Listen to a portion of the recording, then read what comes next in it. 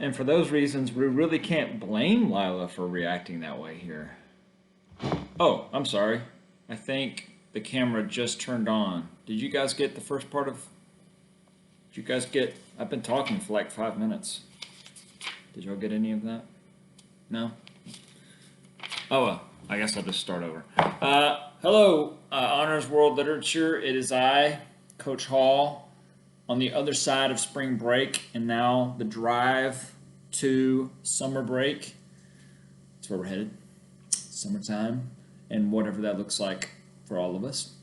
I hope you guys had a good spring break. I did. I went to a few places. Let's see, there was my couch. Bedroom was a good one. Office. Also kitchen table for a few meals. Saw some folks. Let's see, there were my kids, my dog, my beautiful wife. I looked out the window a couple of times, saw some neighbors. So, man, it was just really busy. Just a lot of places to go and a lot of people to see, and that's always nice. So, I'm sure yours was similar. Anyway, welcome back to it. I feel like there was something I was going to say about that, but I guess not. Spring break. Oh yeah, Easter was yesterday, and that was nice too. So Easter egg hunt. We had to do it indoors because it was pouring down rain, but it was still fun. The girls are 7 and 4, so it works out. Regardless. Today we are jumping into part 3 of 1,000 Splendid Suns. I've assigned for you today and tomorrow chapters 27, 28, and 29. I decided I wanted to talk to you about 27 just as kind of ease ourselves back into it, not try to hit you with too much information. We'll discuss 28 and 29 tomorrow, although I probably will at least mention 28 today. So if you haven't read 28, I'll try to remember to give you a little bit of a spoiler alert. 27, though, you should have finished easily today. And honestly, if you've been enjoying the book, you've read all of this. So you were probably reading some last week if you've been enjoying the book. If you've been going along with the questions, then of course, welcome back to the questions and the chapters. In chapter 27, we find ourselves back with a Mariam narrative. Now, what you're going to see in part 3 is you're going to see kind of this back and forth. There's going to be Mariam chapters and Lila chapters. So remember, okay, just to refresh your memory, all of part 1, right, was Mariam. All of part 2 was Lila's perspective. And now in part 3, you're going to have like Mariam chapters and Lila chapters. And I really like this because it's a change from what we've seen. And it also gives us the perspective of those two characters. If you haven't been able to guess by now, you probably have. There are 2 lead protagonists. They're the good guys. So they are our heroes of the story. And so it's good to get both of their perspectives. It'd be a shame to go another, I don't know, however many, 20 chapters or so or whatever, just with Mariam's perspective, for example. We need to kind of have that back and forth. Lila has survived the explosion, the rocket that happened at the end of chapter 26, and they found her, they being Rashid and Mariam, under a pile of rubble. So she was horribly injured, thrown several feet, buried under rubble. Honestly, this is going to kind of sound weird, but like without Rashid and Mariam kind of intervening here, there's a really good chance that Lila would have also died during this explosion at some point. But they rescue her and they get her back to health. Check out Rashid in these chapters, by the way, with Lila, how nurturing he has become with Lila and how kind he has become with Lila. And he's almost like this caretaker individual, how he cares for this sweet, sweet child, this sweet, sweet neighbor child. And I want you to recall how he was with Mariam when they were first together. gave her her own room, got her flowers, took her out to dinner, took her on walks, was very patient with Mariam and was very kind. I won't say very kind, but was kind to Mariam. And we all know how that worked out. And notice how he's being with Lila. I'm sure you could guess what Rashid's intentions are. Mariam, not a huge fan of this endeavor. Mariam probably would have left Lila where she was, but bringing another girl into the house to care for her. So I won't say it was. Look, I'm going to go ahead and make it clear. It was not love at first sight between Mariam and Lila in regards to the bond that they end up forming here in this section. Mariam, honestly, right now, could care less. Could care less about this neighbor child that they have found. Remember, Mariam is not one for making a bunch of friends. Mariam.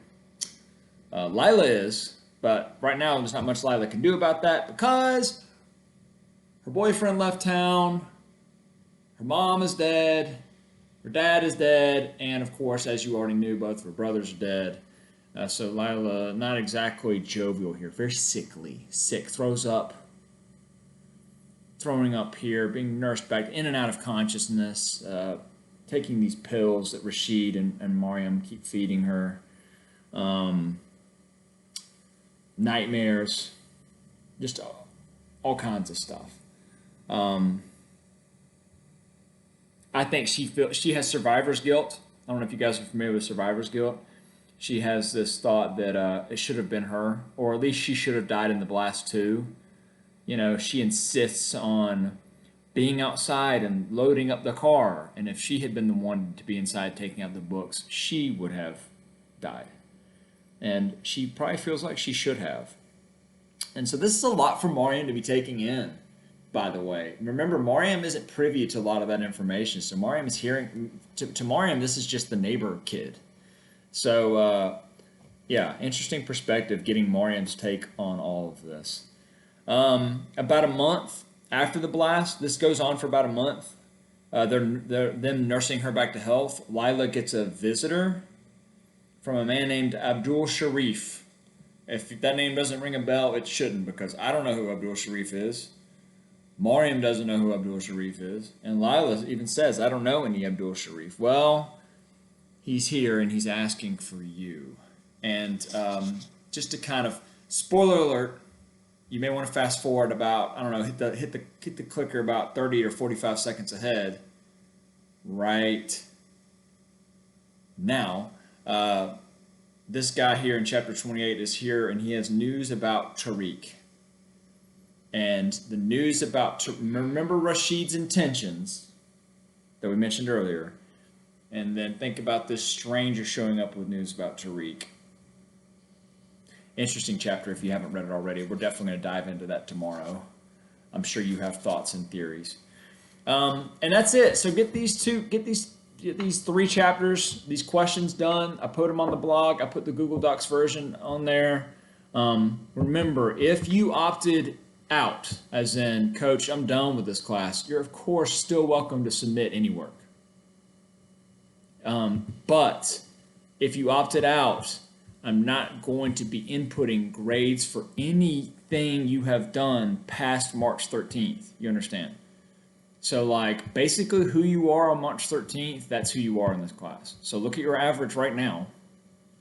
Whatever that average says you are, if you're option A kid and you're out, then that is that for you.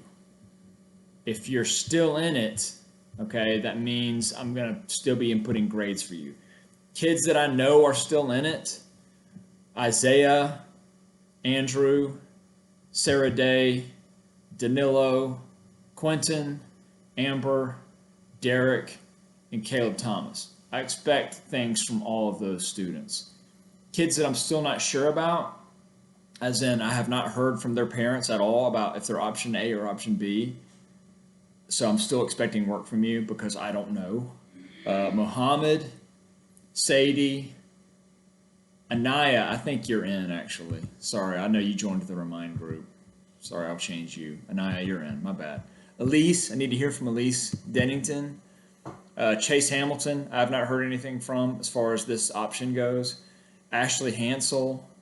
Alexis, I think we reminded back and forth a little bit, but I'm still unclear. I didn't get anything from your folks. I need that email response from your parents. Roseanne, John Victor, again, I think you're out, but I still don't have a firm answer from you. And then Dada, I have no idea what's going on with Dada. So I have no idea.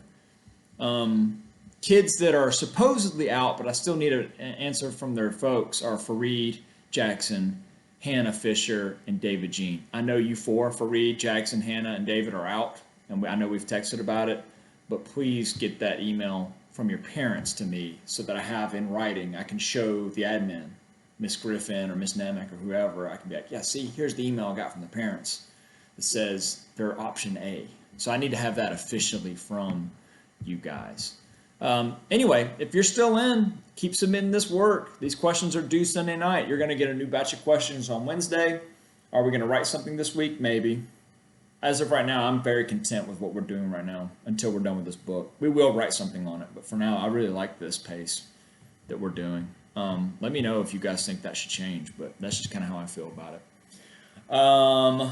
Anyway, one chapter to talk about, and I've already gone over, but heck, it's my first video in over a week, so maybe I'm just a little bit rusty. Anyway, hope you guys are doing well. Comment, like, rate, review, and subscribe, but also comment if you have any thoughts on this. Send me a remind if you have any thoughts on Tariq and Lila and Mariam and Rashid. You can also email me. And again, if I have not gotten an email from your parents, that means you are still in this class, even if you've sent me a remind message. You need to have it in writing. If you're option A means you're good.